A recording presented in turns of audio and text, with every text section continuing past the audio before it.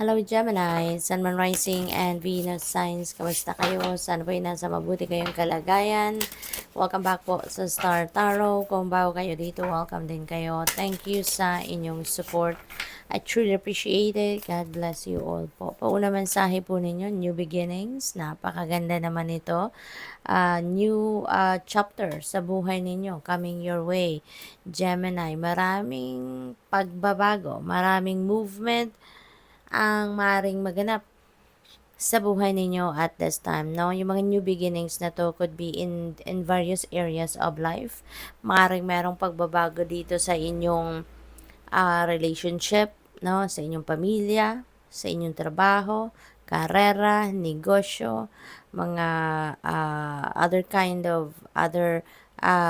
of relationships, kaibigan, yung mga ganon. So, maring along those lines, no, ang maaring maganap dito sa buhay ninyo at this time, no, Gemini. So, full of different kinds of happenings, no, ang buhay ninyo at this time. Kaya kailangan din ninyong mag-focus, no? You need to focus. Don't get distracted sa ngayon, Gemini, lalong-lalo na marami kayong kailangang gawin, kailangan pagkaabalahan kasi hindi lang ito isang parte ng buhay ninyo na magkakaroon kayo ng pagbabago, but there could be a lot, no? There could be one or two or more pa. Kaya kailangan focus kayo, right on the kayo, eye on the prize kayo dapat, no, dito at isang tabi na muna yung mga distractions, okay? We have happiness. Wow, napakaganda, napakaswerte. Kung ano man ang mga kaganapan sa buhay ninyo sa ngayon, ano, you will be full of happiness and joy. Magiging maganda, magiging siguro positibo, no, ang pagtanggap ninyo sa mga pagbabagong ito. Kaya this is an exciting period din sa buhay ninyo. Pwede rin dito na yung sayang ito, yung extrang sayang ito, ay dahil din siguro sa marami kayong mga sitwasyon na siguro ina-expect ninyong mangyari at yan ay mangyayari. Baka mga hinihintay ninyong kung anumang bagay, no? Na inaasikaso ninyo at hinihintay ninyo yung updates, hinihintay ninyo yung resulta, hinihintay ninyo yung mga go signal sa'yo. So, maaaring yan din ay matutupad mo or yan din ay makukuha mo sa ngayon.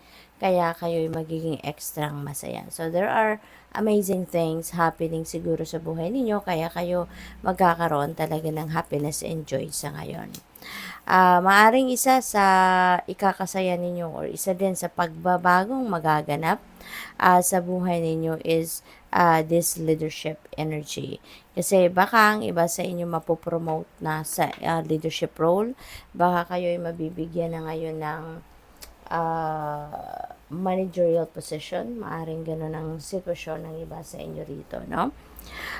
Possible din na ang iba sa inyo dito nandoon na sa posisyon na yon. Baka kayo ay isang manager na, supervisor, lead, mga ganon, and maybe you are enjoying your position sa ngayon. So, possible din na ganon ang ganap rito for some of you. Kaya, masaya, exciting, no? Yung ganap. We have angel number 2020, compassion. There is mercy, diplomacy, potential, service, recovery, adaptability, and renewal, no, na maaaring maganap, no, at this time. Sabi din dito sa card, it is a confirmation that your assumptions and beliefs are correct. Okay? But it's also an encouragement to use your talents and gifts because they will benefit the world and your pockets. Be of service to others. Your potential is enormous. Yung leadership role na ito, no? That is one way also of you giving service to others. Kasi kayo dito yung magli-lead, no, ng mga tao. Kayo yung magli-lead ng iyong department sa trabaho. Magli-lead ng kumpanya or magli-lead ng organisasyon or kung anumang klaseng institusyon, no, ang pinasukan ninyo. So, you could be a beacon for others. You could be an inspiration for others, no? Makakatulong kayo sa mga tao in different ways. Kaya, napakaganda rin ito, no? Maaring ito yung inyong mission. Sa ngayon, you are born to be a leader, yung ganon, ano?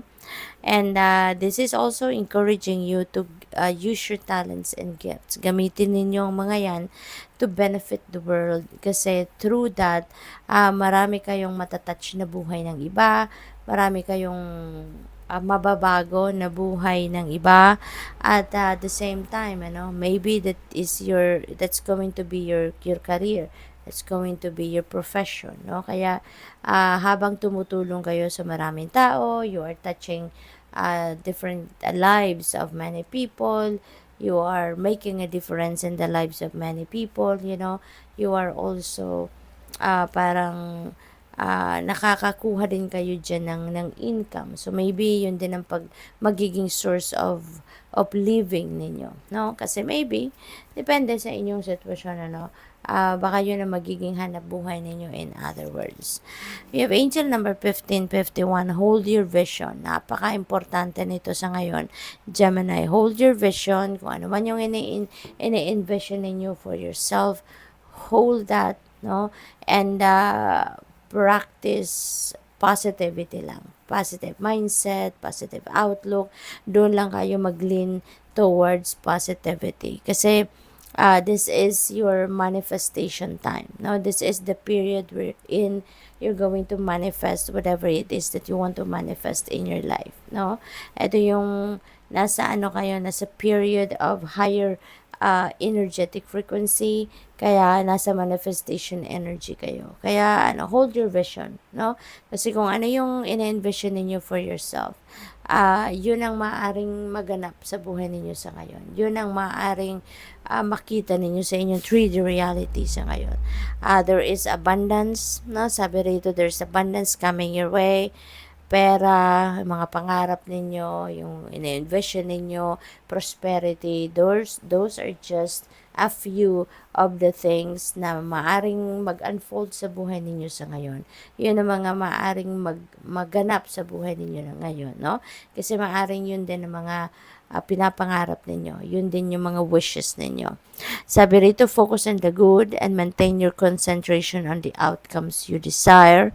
It's time to put your faith and time into your ideas and pursue your goals with all your might.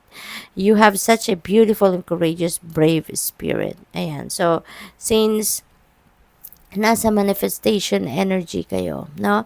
Continue to work hard. Continue to push, no? Para marating ninyo kung ano talaga yung gusto ninyong marating, kung ano yung gusto ninyong ma-manifest ninyo sa inyong 3D reality. Kasi with that, you will attract that energy na talagang mangyari ang mga bagay na ito, no? Na pinapangarap ninyo, ine-envision ninyo for yourself. Support will be coming in, no? Para ma-carry out ninyo yung mga dreams ninyo or kung ano man ito, no? Na ini-imagine ninyo na gusto ninyong mangyari. Okay?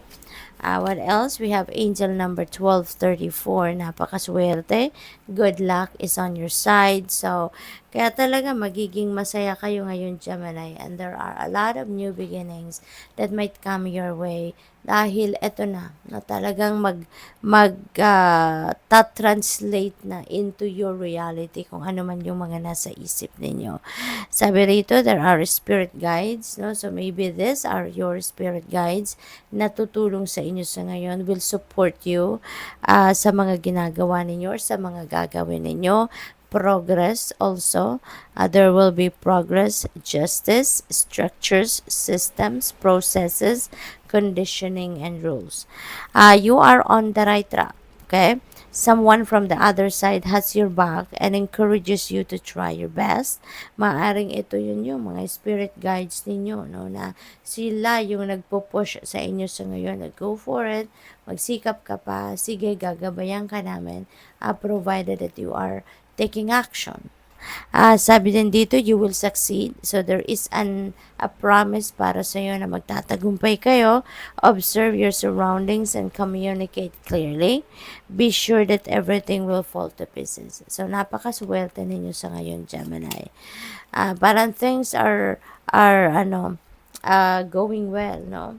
1441, there are life goals siguro talaga sa ngayon na makakamit na ninyo, mararating nyo na. You are on a mission, diba? You are on a mission to make things a reality. It's the time of intense self-development sa ngayon. So, probably, ang iba sa inyo dito will engage in training workshops, skills development, siguro mga seminars, mga ganon, mga trainings, maaaring meron kayong mga pupuntahang mga ganon. Focus your mind on your craft. You only have what it takes to succeed. You already have what it takes to succeed. See, meron ka na, equipped ka na, no? Ng mga bagay na kailangan mo para ikaw ay magtagumpay, para marating mo na kung ano man ang mga minimithi ninyo sa buhay. It also serves to find your true purpose. Leveling up in your career or business is a priority right now. So, maaring dito ninyo mahahanap, no? Yung inyong tagumpay. Maaring ito yung magdadala sa inyo sa ladder of success in your career and in your business. So, good luck po. Thank you for watching. Love and light. Namaste.